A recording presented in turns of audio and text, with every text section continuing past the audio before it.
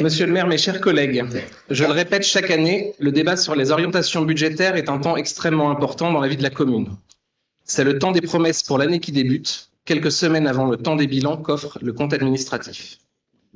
Ce temps des promesses, nous aurions souhaité qu'il soit aussi le temps du point d'étape, car le ROB n'est pas une délibération déconnectée. Il doit être comparé avec les précédents et avec les bilans, seul juge de votre politique, bonne ou mauvaise. Avant d'entrer dans la partie dourdanaise de ce ROB, je souhaiterais que l'on s'arrête quelques instants sur la partie nationale. Bercy a annoncé une nouvelle fois que le budget des collectivités serait amputé.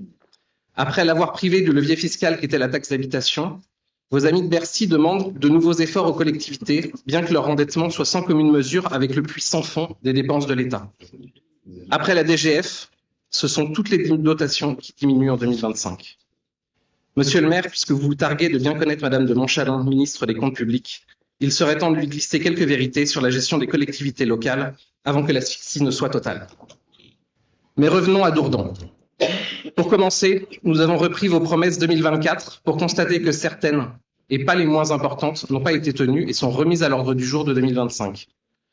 La création d'un parking boulevard des Alliés pour 420 000 €. Vous nous l'avez expliqué, c'est la faute de fouilles archéologiques qui ont pris du retard et n'ont débuté qu'en janvier 2025.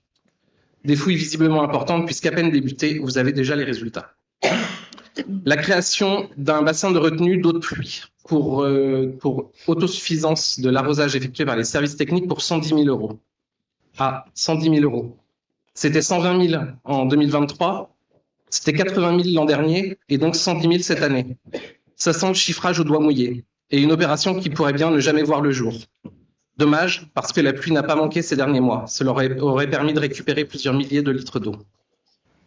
Troisième exemple, la tranche de travaux de reprise de la toiture de l'église pour 220 000 €.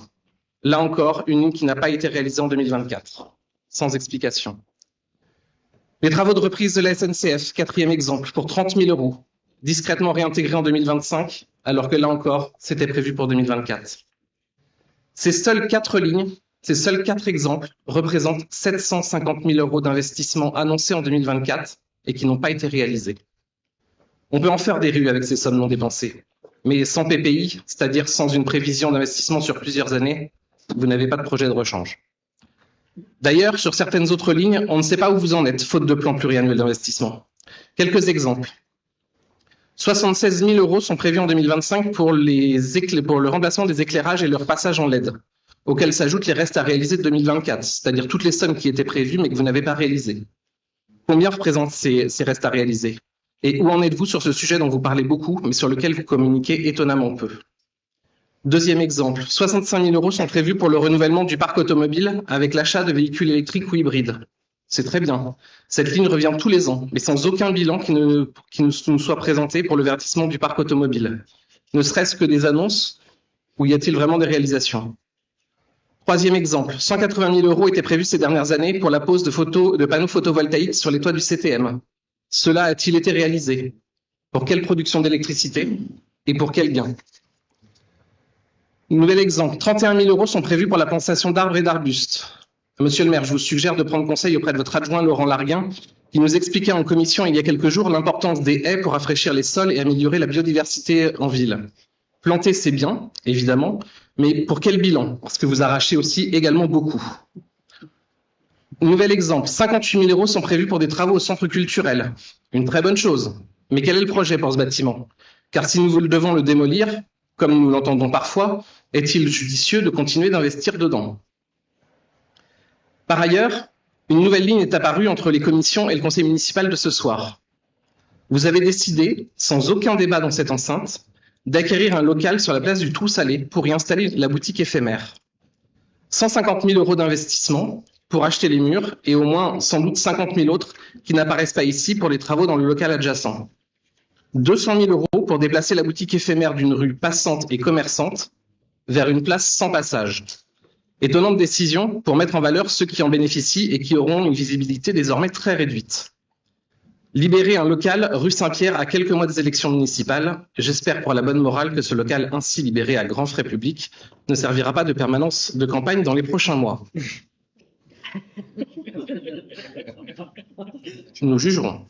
Enfin, 3 lignes de ces orientations nous interrogent, notamment sur leur montant et leur pertinence.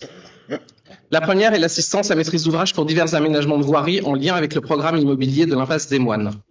Rien que pour l'étude, on parle de 50 000 € que les Dourdanais vont payer pour un programme qui va surtout bénéficier à son promoteur. La seconde, nous en avons déjà parlé, ce sont les 655 000 € prévus pour les terrains de sport de la rue Juppé de la Perrelle. Certes, ils ne sont plus de prime jeunesse, mais 655 000 €, c'est plus que l'ensemble des travaux de voirie et d'accessibilité réunis. Je n'ai pas regardé l'ensemble des investissements réalisés dans votre mandat, mais c'est sans doute l'un des 3 plus importants. La pertinence interroge. Enfin, je reviendrai sur le parking du boulevard des Alliés que j'avais déjà dénoncé l'an dernier. À Dourdan, il faut favoriser les investissements pour les mobilités douces et 420 000 € pour créer un parking. Cela me paraît aller dans le mauvais sens de l'histoire.